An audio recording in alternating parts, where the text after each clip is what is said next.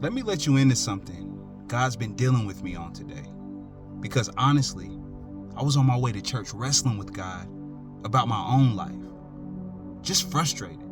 Not because I haven't grown. Not because God hasn't moved in my life. Not because I haven't accomplished things. But because I can really be hard on myself sometimes. And if I'm being honest, I think a lot of really self-aware people deal with this. You keep seeing the gap between who you are and who you think you're supposed to be by now. You keep comparing yourself to this imaginary version of yourself, this imaginary life, this version of you that's finally fully disciplined, fully healed, fully mature, fully confident, fully content. And even spiritually, you start thinking, why am I still wrestling with this? Why do I feel this tension? Why do I still feel this desire? Why do I still feel frustration? Why am I not there yet? And today, God started dealing with me through when Paul said, I have learned to be content in all situations. Now, at first, that sounds simple. Cool. Learn contentment. So I wrestled with that verse for a long time, even prayed for contentment. But then eventually I had to be honest. Okay, but I'm still not content. So then the question became, what does content actually mean? And that's when the key finally went in the door for me. Because when I hear the word content, I picture somebody who has emotionally arrived. Like they're above struggle now, above desire, above disappointment, above wrestling. Like eventually you become this untouchable, peaceful human being who never wrestles internally anymore. But then I actually looked at Paul's life. Paul is sitting in a prison talking about he learned to be content. And when you read his writings, that's not what you see at all. You see a man who wrestled, a man who grieved, a man who felt pressure, a man who asked God multiple times to remove the thorn, a man who talked about being poured out. You see David crying out, asking where God is. You see Elijah wanting to die under a tree after calling down fire from heaven. You see Peter bold one minute and sinking in fear the next. And suddenly I realized, oh my goodness, we've been defining spiritual maturity through the lens of a world that's teaching us to psychologically chase a rival. And just a quick history lesson.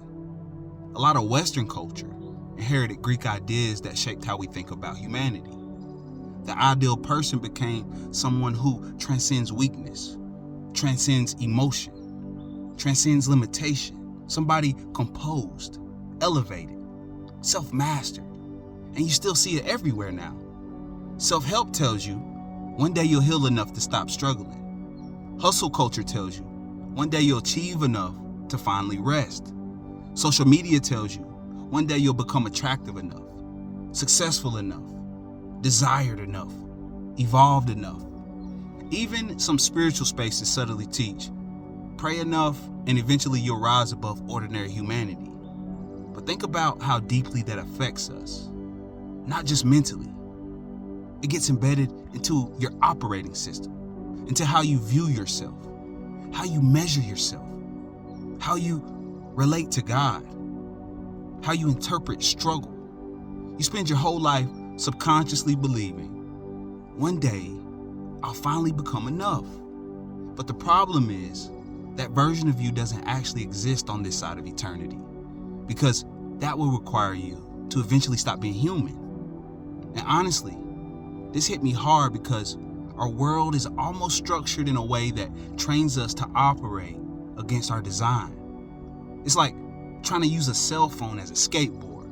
It wasn't built for that. And human beings were never designed to carry the pressure of becoming self-sufficient gods who finally arrive through achievement, enlightenment, discipline, or performance.